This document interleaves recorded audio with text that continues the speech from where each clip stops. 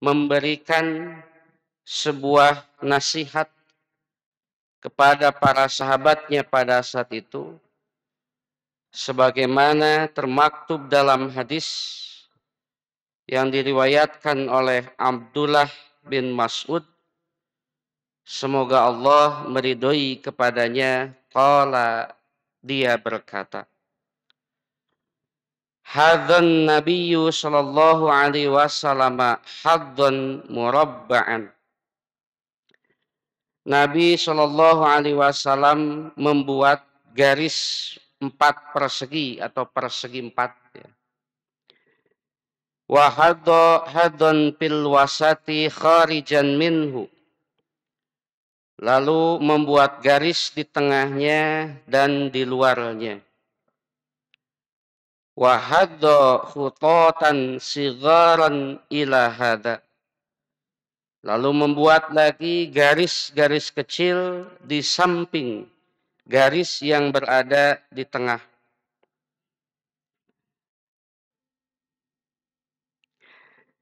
Ila hadzal ladzi fil wasati min janibihi alladzi fil wasati.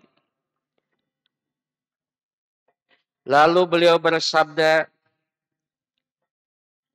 ini adalah hadal insanu, manusia. Wahada ajaluhu muhitun bihi. Dan ini adalah ajalnya yang mengitarinya. Au qad ahata bihi, atau yang tengah mengitarinya. Seperti apakah gambaran dari apa yang Rasul buat berupa garis itu? Di bawah di sini ada sebuah coretan, dan mungkin di makalah salah ya. Itu yang pertama, coretan pertama harusnya bentuknya segi 4 ya. Kemudian ada garis,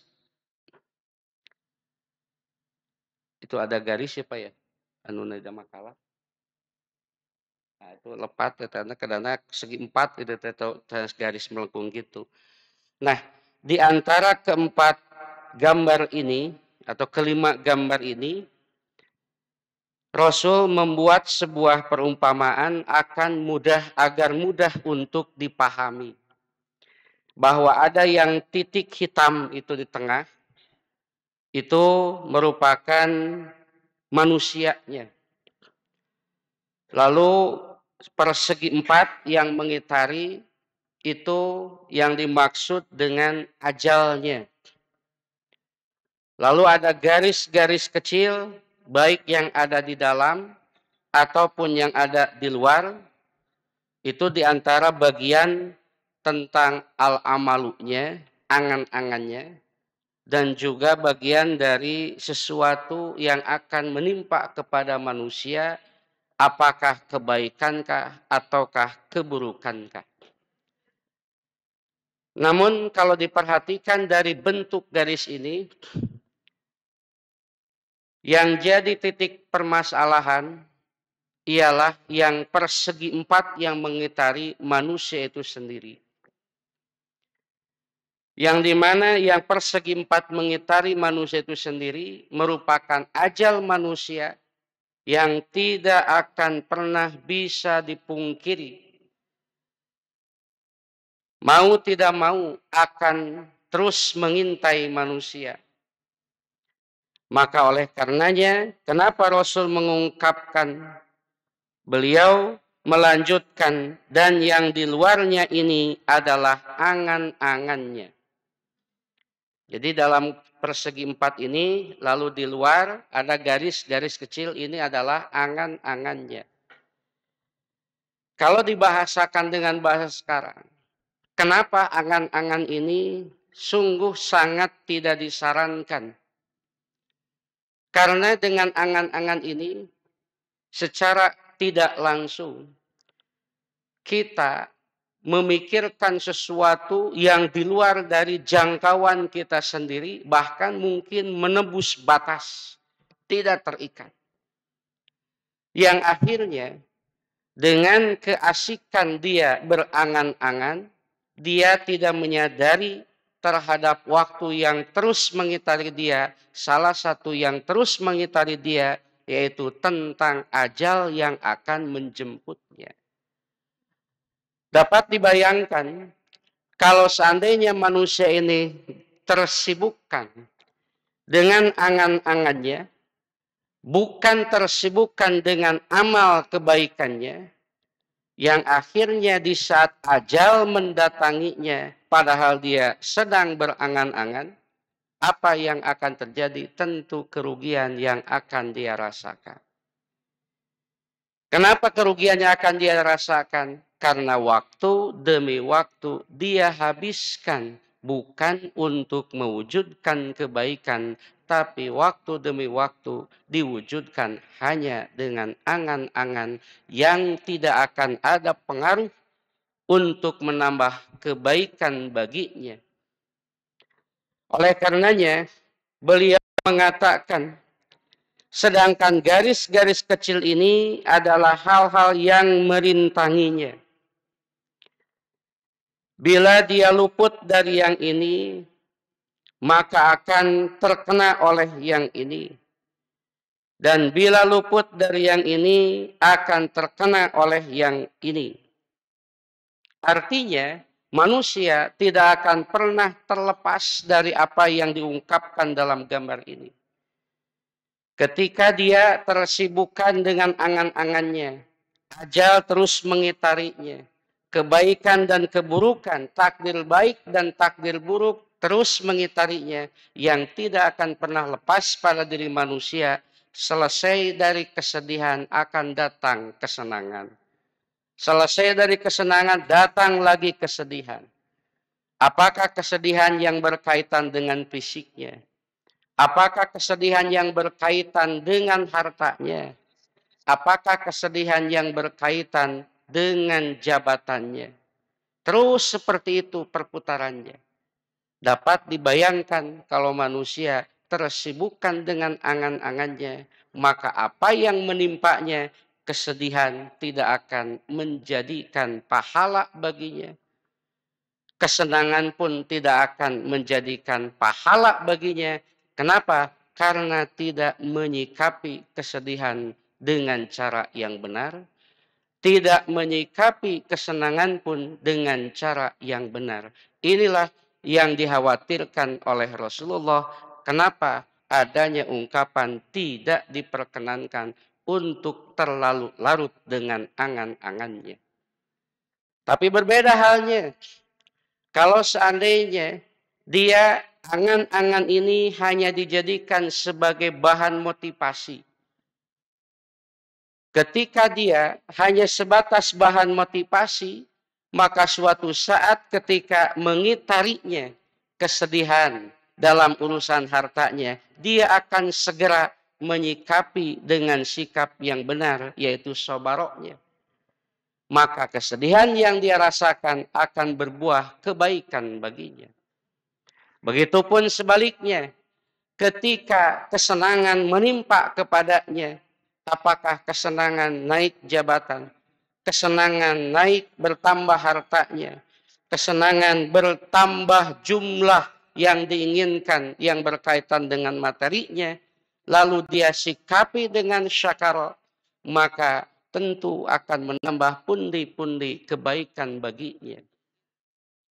Maka dari itu, ditakdirkan orang yang seperti ini dengan menyikapi apa yang menimpa kepada dirinya, lalu ajal tiba-tiba datang menjemputnya, maka orang ini dalam keadaan sedang mewujudkan kebaikan, bukan mewujudkan keburukan. Hadirin ikhwatu iman yang dimuliakan Allah Subhanahu wa ta'ala. Makanya wajar di antara beberapa gambar ini, Imam Ibnu Hajar mengatakan wal awalu al-mu'tamadu wasiyakul hadisi yatanazzalu alaihi wahia madhkuratun ala sabilil misali la annal murada inhisaruhu fi adadin muayyanin wa yu'ayyiduhu qawluhu fi hadisi Anasin ba'dahu idja'ahul khattul aqrabu fa innahu asyara bihi ilal khattil muhiti bihi wala syakka anal ladzi yuhitu bihi aqrabu ilaihi minal khariji anhu. Gambaran pertama disajikan pedoman karena redaksi hadis memang menunjukkan demikian. Dan hal ini diterangkan dengan cara perumpamaan. Bukan berarti mengitarinya dengan jumlah tertentu. Hal ini ditegaskan oleh ucapan beliau dalam hadis Anas selanjutnya yang kedua tadi. Yaitu dengan kalimat idja'ahul khattul aqrabu. Bahwasanya tiba-tiba didatangi oleh garis yang paling dekat. Karena beliau mengisyaratkan kepada garis-garis yang mengitarinya itu dan tidak ragu lagi bahwa yang mengitarinya lebih dekat daripada yang di luarnya. Apa garis yang mengitarinya? Yaitu ajalnya tadi. Hadirin ihwatu iman yang dimuliakan Allah Subhanahu wa taala. Dalam hadis ini Rasul mengungkapkan dengan kalimat wahadihil khutatus sigoru al-a'rad. Bahwa di antara garis-garis kecil ini ada yang dimaksud dengan al-a'rad. Yang tidak akan pernah lepas pada diri manusia. Selesai persoalan ini datang persoalan yang lain. Selesai persoalan yang lain datang persoalan yang lain. Makanya diperjelas oleh Ibnu Hajar bahwa kata a'rad adalah jam'u aradin. Wa huwa ma yantafi'u bihi fi dunya fil khairi wa fi syarri wal aradu diddut tawili wa yutlaqu ala ma yuqabilu naqdaini wal muradu huna al awwal. Hal-hal yang merintanginya adalah bentuk jama dari kata arad, yaitu yang dapat dimanfaatkan di dunia untuk kebaikan ataupun untuk keburukan. Apa yang dimanfaatkan oleh manusia? Seperti diungkapkan tadi, tiba-tiba usahanya naik, maju pesat. Tiba-tiba usahanya meroket ke bawah. Maka hal ini akan terus mengitari kepadanya tergantung bagaimana menyikapinya. Bisa jadi keburukan di saat usahanya maju melesat ke atas. Bisa juga jadi kebaikan di saat usahanya melesat maju ke atas dengan cara yang benar dalam menyikapinya. Makanya wajar untuk kebaikan ataupun untuk keburukan, asalkan bisa memanfaatkannya, kedua-duanya akan menambah kebaikan ataukah catatan amal keburukannya. Sedangkan kata ardu adalah lawannya panjang dan digunakan juga dengan arti barang-barang selain emas dan perak.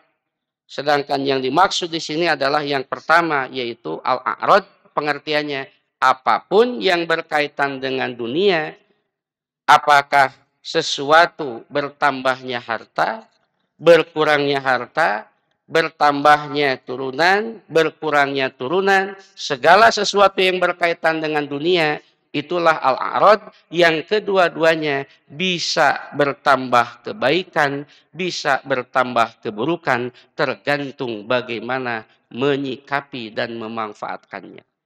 Dan manusia tidak lepas dari itu. Dapat dibayangkan, kalau a'rad pun terus mengitari manusia, suatu saat sedih, suatu saat senang, suatu saat bahagia, suatu saat susah, terus mengitari itu. Di sisi yang lain, ajal pun terus mengitarinya. Lalu manusia tersibukkan dengan al-amalunya, tersibukkan dengan angan-angannya, maka apa yang mengitari tadi tidak akan bertambah baginya pundi-pundi kebaikan. Kenapa? Karena waktu dihabiskan untuk berangan-angan. Cuman keumuman orang yang asik dengan angan-angannya biasanya orang yang tidak punya kesibukan.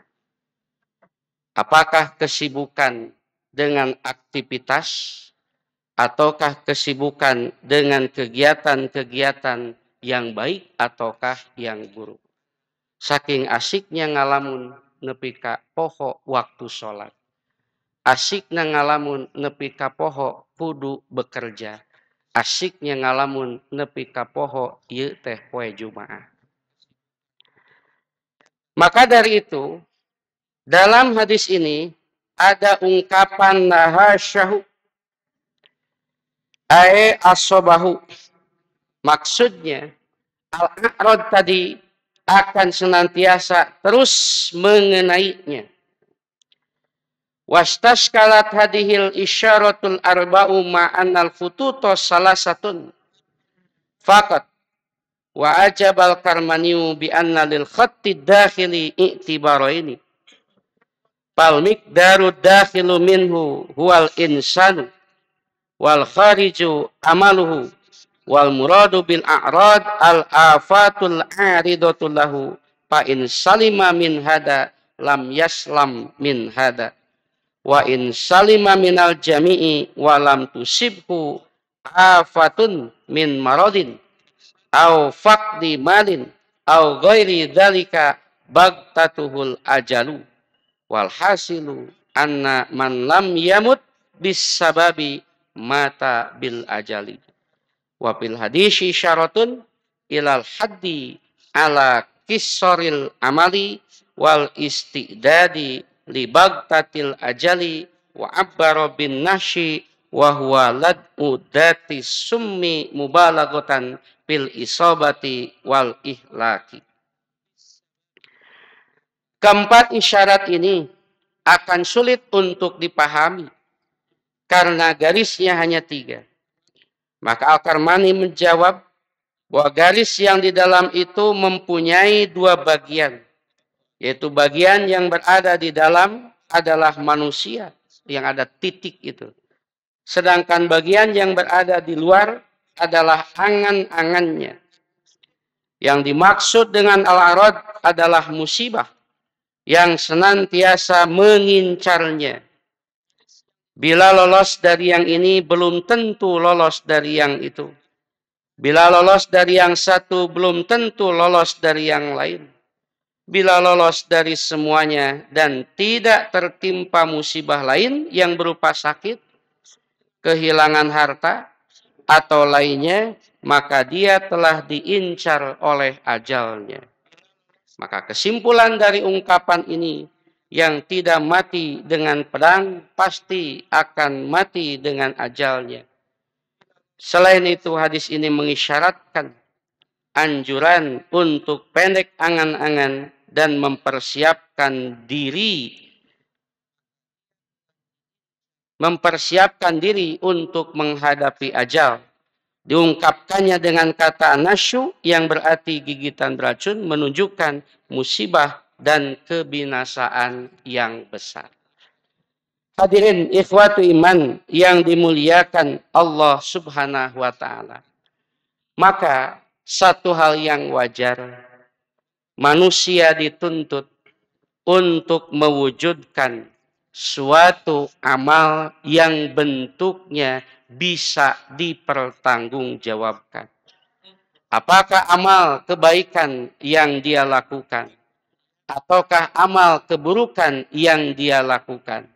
Tapi ketika manusia tersibukkan dengan angan-angannya, maka baginya tidak menambah kebaikan, baginya tidak menambah keburukan. Namun yang jelas kesempatan menambah kebaikan sudah dia habiskan untuk diwujudkan karena tersita dengan angan-angannya. Makanya satu hal yang wajar, orang yang tersibukkan dengan angan-angan ini, waktu demi waktu akan habis percuma, seharusnya dia mewujudkan, malah dia tidak mewujudkan. Ditakdirkan dia asik dengan angan-angannya, lalu tiba-tiba ajal menjemputnya, maka pertanggungjawaban apa ketika kita berhadapan dengan Allah.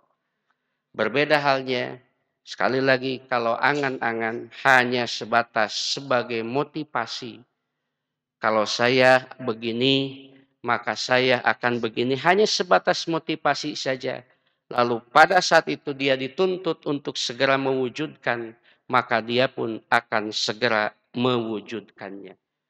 Hadirin ikhwatu iman yang dimuliakan Allah Subhanahu wa taala, bagi umat Islam di satu sisi bukan berarti harus meniadakan tentang karakteristik atau naluri bawaan manusia, tapi umat Islam diajarkan oleh agama untuk bersikap proporsional. Ada saatnya untuk berangan-angan, ada saatnya untuk mewujudkan amal yang nyata. Maka pada saatnya mewujudkan amal yang nyata, jangan salah menempatkan. Kalau salah menempatkan, kerugian demi kerugian yang akan dirasakan oleh manusia. Maka dari itu, mudah-mudahan dengan pembahasan hadis tulul amal ini, manusia mengisi dunia ini tidak dengan sesuatu yang sia-sia. Apakah dengan bertambah keburukan? Apakah dengan angan-angan? Tapi justru manusia mengisinya dengan berbagai amal kebaikan yang nyata. Dan dengan ungkapan ini pula, orang yang hatinya lembutlah yang akan bisa memanfaatkan waktu demi waktu untuk menambah pundi-pundi kebaikan. Tapi ketika hatinya keras, justru dia akan tersibukkan dengan angan-angannya. Maka dari itu, mudah-mudahan hati kita yang tadinya keras bertambah lembut karena bersikap proporsional dalam menyikapi urusan dunia ini. Insya Allah kita akan sambung kembali dengan persoalan dan bab selanjutnya yang berkaitan bagaimana hati ini agar bisa menjadi liqah. Aqulu qouli hada wa astaghfirullaha li wa lakum. Assalamualaikum warahmatullahi wabarakatuh.